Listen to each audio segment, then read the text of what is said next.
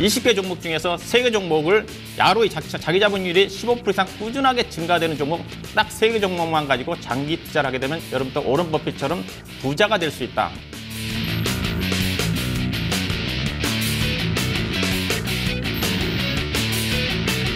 기업의 가치에 따라서 차별화되는 장세가 전개가 되는 거고 시장보다는 기업의 종목에 좀 투자를 하다 보니까 수익률이 상당히 개인적으로 좋았던 것 같습니다.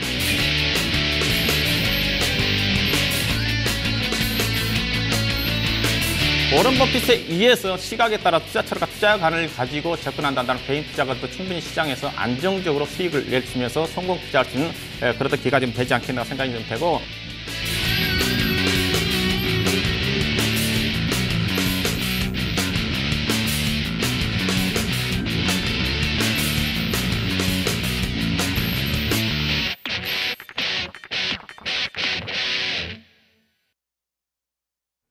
레전드에게 듣는다. 토마토 투자자문의 박준현 운용력입니다. 운용력님 안녕하세요. 네, 안녕하세요. 박준현입니다. 네, 가치주 투자에 대해서 이 시간 많은 이야기 전해주고 계시는데요. 가치주 투자, 좀 기본적으로는 길게 가져갈 주식들입니다. 뭐 장기적인 투자라고 보셔야 되는 그런 종목들을 많이 얘기를 해주시고 그렇게 장기적으로 가져가면 갈수록 수익을 더 많이 누릴 수 있다는 관점인데요. 그런데 이런 또 문제가 지난주에 주식시장에서 터졌습니다. 운용력님, 환율, 위안화 문제인데요. 네, 이런 어떤 거시적인 변수의 변화가 또 주식 투자에 있어서 상당히 중요할 것 같아요. 더군다나 시장에서 계속됐던 물음이 내수주냐 수출주냐 중소형주냐 대형주냐 코스피냐 코스닥이냐 였거든요. 네, 이 질문을 더 좀 심각하게 하게 하는 그런 변화였던 것 같아요. 일단 오늘 장에서 포스코와 현대미포조선, 뭐 세아특수광 이런 그 기존의 수출주, 대형주들 신저가를 또 기록하고 있거든요. 이 위안화 환율 변화와 관련해서 우리 주식시장 어떤 전략을 짜야 될까요? 예, 제가 또 오늘 뭐 그런 내용을 가지고 준비를 했습니다. 지난주에 세 차례에 걸쳐서 위안화의 전격적인 평가 절하 이후에 국내 환율도 좀 상승을 하면서 그동안 시장에서 철저하게 소외를 받았던 현대차를 중심으로 한 수출주들이 좀 반등을 좀 하면서 시장의 패턴이 기존의 내수주에서 수출주로 이전되는 게 아닌가 뭐 그랬던 관심을 많이 가지고 있습니다. 또 실제적으로 시장의 투자 전략가들도 이제는 내수주보다는 수출주를 봐야 되는 게 아닌가 뭐 그런 시각을 좀 가지고 있는데요. 일단은 저는 개인적으로 이제 그런 부분들에 좀 말씀 좀 드리고 싶은데 저는 결론부터 말씀드리면 아직까지는 내수주 중심의 대응이 유리하다. 뭐 그런 관점에서 말씀 좀 드리고 싶습니다. 또 워런 버핏이 우리 앵커님이 얘기했다시피 장기 투자인데 장기 투자의 기본은 실적에 대한 안정성입니다. 그 안정성이 확보가 좀 되고 있는 게 내수주 중심의 어떤 흐름이라는 관점에서 좀 보셔야 좀 될 것 같고 일단은 이렇게 좀 봐야 될 것 같습니다. 자, 수출주들 대표적으로 삼성전자, 현대차. 일단은 기본적으로 저도 분명히 우리나라의 어떤 경제 근간을 이루고 있는 게 수출주들이기 때문에 수출주들이 실적이 좋아지면서 주가 좀 반등이 나와야 하는 게 저도 개인적인 바람입니다. 그래야지 종합주가지수가 장기간에 1800포인트와 2150포인트의 박스권에서 벗어나서 2200, 2300을 돌파할 수 있는 그런 흐름인데 현재와 같은 내수주 중심의 장이 전개되는 국면에서는 종합주가지수가 박스권을 벗어나기 어렵다는 관점에서 저도 개인적으로 수출주들의 어떤 방향 이전을 좀 기대를 좀 하고 있는데 그렇지만은 그게 뭐 쉽지 않다고 좀 봐야 될 것 같습니다. 일단 이렇게 좀 봐야 되겠죠. 일단은 글로벌 수출주 같은 경우는 글로벌 경기가 회복이 좀 돼야 되겠죠. 최근 들어서 뭐 미국이라든가 유럽, 일본을 중심으로 해서 양적 완화 정책을 추진을 해 왔었고, 미국 같은 경우는 이제는 양적 완화 정책에서 이제 돈을 걷어들이는 단계에 접어들고 있는 상태입니다. 여전히 글로벌 시장에 돈을 풀고 있지만은 글로벌 시장은 여전히 저성장이라고 좀 봐야 될 것 같습니다. 중국 같은 경우도 뭐 7%대 정도 성장을 유지를 좀 하고 있지만은 여전히 부진하다 보니까 위안화 평가 절하를 통해서 수출 경기를 살리려고 할 정도로 여전히 경기가 안 좋다는 거죠. 우리나라도 한국은행에서 여러 차례 그동안 금리 인하 정책과 통화 정책을 통해서 재정 정책과 통화 정책을 통해서 경기를 부양시키려고 하고 있지만 여전히 우리나라 올해 GDP 성장률이 2.8% 정도까지 떨어질 정도로 전망이 하향 조정될 쪽으로 전망치 자체가 안 좋다고 좀 봐야 될 것 같습니다. 즉 수출 기업들이 상승하기 위해서는 실적이 좋아지면서 상승하기 위해서는 글로벌 경기가 회복이 좀 돼야 되는 거고, 그러면서 제품들이 좀 팔려고 나가야지, 그러면서 실적이 좋아지면서 주가가 상승을 하는데, 여전히 그 부분 자체가 글로벌 경기 자체가 여전히 불확실한 국면이 진행되고 있다는 관점에서 수출에 의존하고 있는 IT라든가 자동차라든가 조선업종 자체는 여전히 불확실하지 않게 된다. 즉 글로벌 경기가 본격적 회복이 전제가 되지 않는 한 현재 어떤 국내에서 대표적인 수출 중심이었던 기업의 실적이 증가가 좀 되면서 상승세로 전개되기는 쉽지 않다. 그런 관점에서 좀 보셔야 좀 될 것 같고요. 대표적으로 수출주의 대표적인 영목 삼성전자와 여러분이 현대차를 보시면 알 수가 있습니다. 환율의 문제가 제가 보기에는 아닌 것 같습니다. 삼성전자 같은 경우 중국 시장을 본다 한다 하더라도 작년 3분기까지만 한다 하더라도 중국 시장에서 시장 점유율 19%대에서 1위였습니다. 근데 현재 시점에서 삼성전자는 중국 시장에서 점유율이 9% 정도까지 떨어졌고 순위 자체는 5위권으로 밀려났습니다. 가격 경쟁력이 지금 직면에 있는 거죠. 현대차도 마찬가지죠. 현대차도 지난달 달에 현대차 그룹의 중국 시장에서 판매량 감소가 현대차가 33%, 기아차가 32% 정도까지 급감할 정도이다 봅니다. 그러다 보니까 어떻습니까? 가격을 내리고 있죠. 오런 버핏이 이런 얘기를 했습니다. 가격 경쟁에 휩싸이는 종목, 그런 어떤 기업들에서는 아무리 주가가 싸 보여도 가급적 회피하라고 그랬습니다. 현재 대표적인 수출 기업들이 글로벌 시장에서 경쟁력이 떨어지면서 가격 경쟁력에 그런 어떤 국면에 진입을 해 있는 게 아닌가. 즉 가격 경쟁력 국면에서 기업들의 실적이 좋아지기 위해서는 경기가 회복이 좀 되면서 제품 판매량이 늘어나든가 그렇지 않고 확실하게 더 제품에 대해서 경쟁력이 유지가 좀 돼야 되는데, 국내 대표적인 기업들은 가격 경쟁력에서 취약한 국면이 드러내고 있다는 측면을 보셔야 될 것 같아요. 반면에 내수주는 어떻게 보셔야 되느냐? 내수주는 한마디로 이렇게 얘기해 볼 수가 있을 것 같습니다.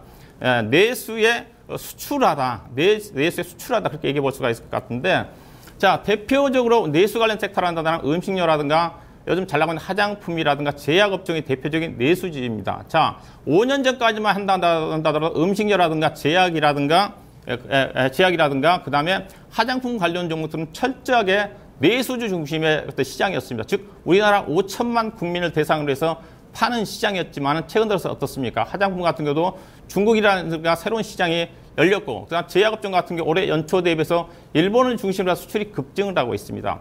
음식료 섹터도 마찬가지죠. 즉 내수 종목들은 과거에 철저하게 내수주 중심의 어떤 시장이었는데, 최근 들어서는 중국이라든가 동남아 시장 쪽으로 확대가 좀 되면서 그 부분이 실적으로 연결되고 있다는 관점에서 이미 수출주들은 파이가 꽃 같은 상태에서 나눠먹기 시기에서 가격 경쟁력에 휩싸였지만, 수주들은 새롭게 시장이 열리고 있다는 관점에서 상대적으로 내수주 중심의 어떤 시장이 상대적으로 유리하지 않겠는가, 그렇게 관점에서 좀 말씀 좀 드리고 싶고요. 그리고 현재 시장 자체가 불안한 국면이다 보니까 저금리세에 장기 안정적으로 투자하신 분들은 여전히 내수주 중심의 시장의 안정성이 확보가 됐다는 관점에서 그들 종목들이 적정한 어떤 매매 전략이 당분간 되지 않겠는가, 그렇게 좀 말씀 좀 드리고 싶고요. 저는 개인적으로 이런 어떤 수출주가 반전하기 위해서는 최소한 9월 달에 미국의 FMCA 쪽에서 금리 인상과 관련된 불확실성이 해소가 좀 돼야 좀 되지 않겠는가. 그리고 현재 시장 중국의 위안화 평가 절하 때문에 이머징 국가의 또 통화가 상대적으로 상당히 불안합니다.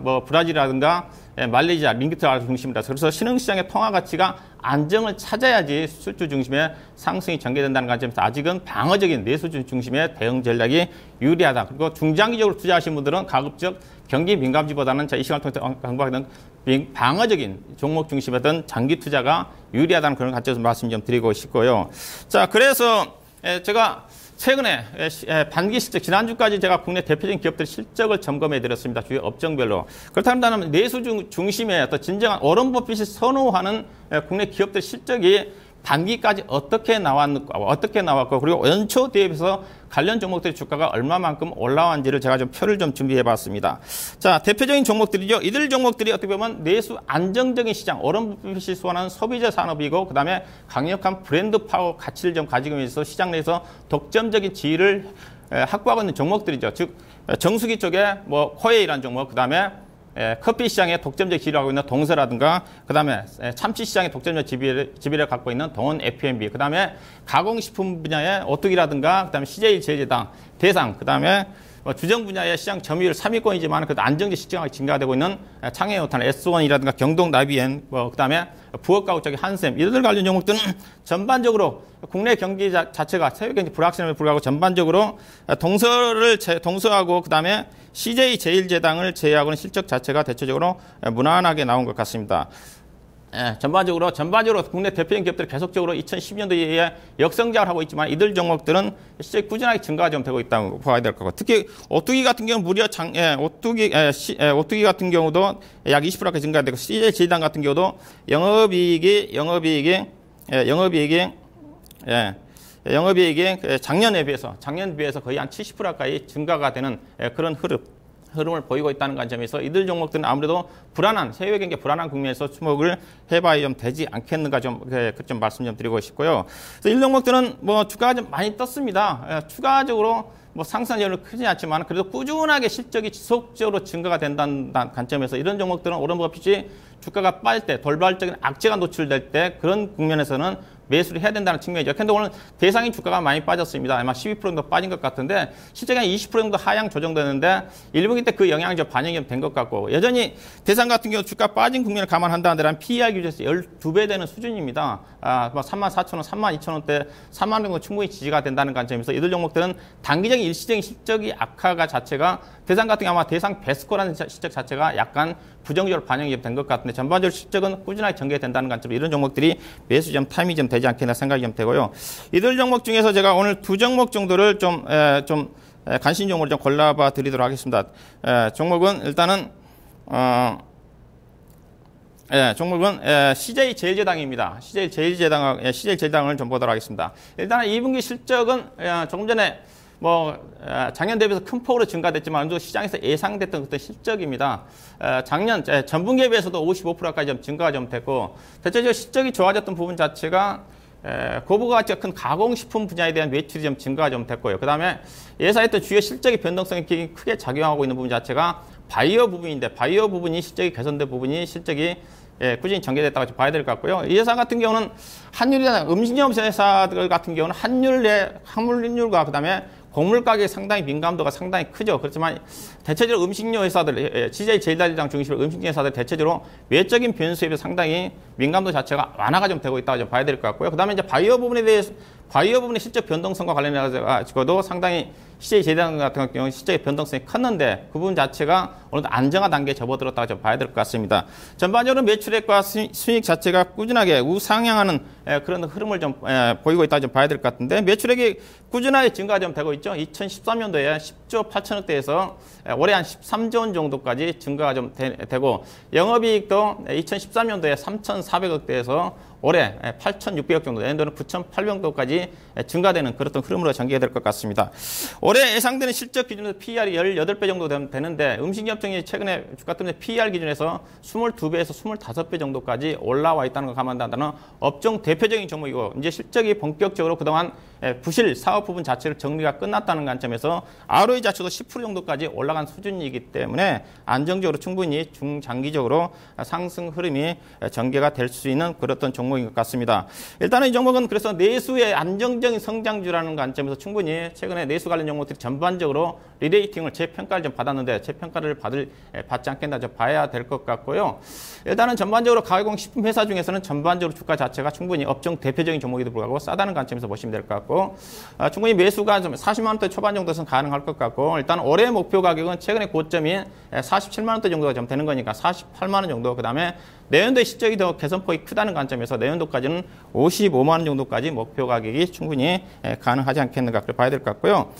그 다음에 이제 창해 에탄올입니다. 현재 주정 관련 종목들이 실적이 발표된 종목들이 업종 1위가 무학이고 그다음에 진로 발효라고 봐야 될 것 같은데 아직 실적이 발표가 되지 않았는데 창해 에탄올이 최근 실적이 좀 발표가 좀 됐고 저도 꾸준히 관심을 가졌던 종목이라 실적이 의외로 좋게 나온 것 같아가지고 관심용으로 좀 다시 좀 소개해드리도록 하겠습니다. 전반적으로 내수 쪽에 메르스 영향 때문에 실적이 좀 안 좋았을 거라는 그런 예상을 했었는데 일단은 6월 달은 분명히 메르스 영향 때문에 시장 자체가 안 좋았습니다. 국내 내수 자회사의 또 보유 양조 판매량 자체라든가 그렇지만 실적 자체가 무난하게 나오면서 작년 대비해서 영업이익 자체가 19% 정도, 그 다음에 단기 순이익 자체는 48% 가까이 증가되는 그런 실적이 좀 나온 것 같습니다. 일단 실적 증가되는 부분 자체는 주정 가격 자체가 원재료 가격이 하락을 좀 했고, 그 다음에 보유 양조 자체가 재무 내용 개선과 함께 실적이 원가율이 좀 개선된 부분이 실적 증가를 좀 작용하고 있는 것 같고요. 현재 그 주정 사업 자체는 전반적으로 저도 국내 시장 소주 시장이라든가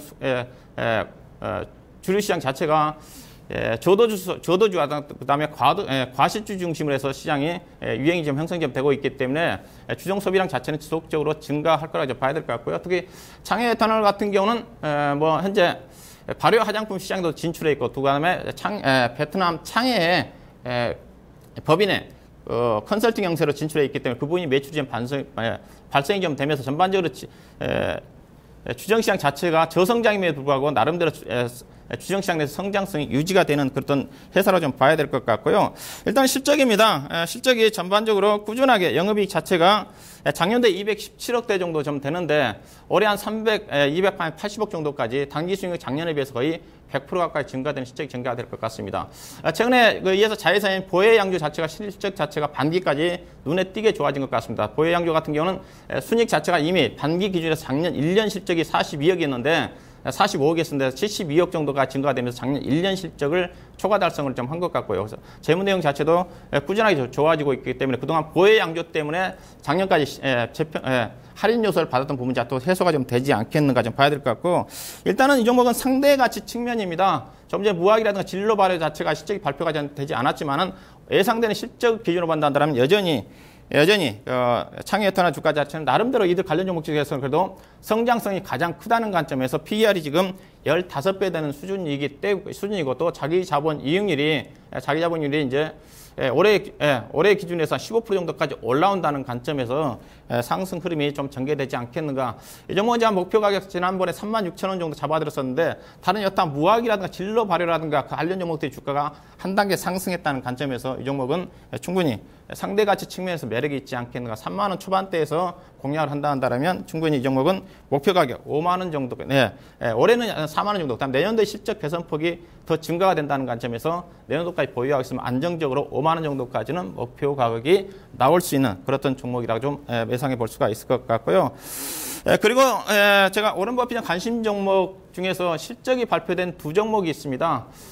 이제 실적 발표 시즌이죠. 이제 중소형 종목들이 오늘까지 실적 발표가 다 진행이 되죠. 감사 보고서까지, 반기 보고서까지 발표가 좀 되는 거니까 아마 장중에 발표되는 기업도 있는 것 같고, 장 끝나고 아마 대부분 기업들이 좀 발표가 좀 될 것 같은데, 이 시간을 통해서 언급해드렸던 종목 사조산업, 건설학, 선창산업, KC그룹, 월드스, 동원개발, 대한해운인데 실적이 발표가 된 종목이 지난주에 선창산업하고 동원개발이 좀 발표가 좀 된 것 같아서 리뷰를 좀 해드리도록 하겠습니다.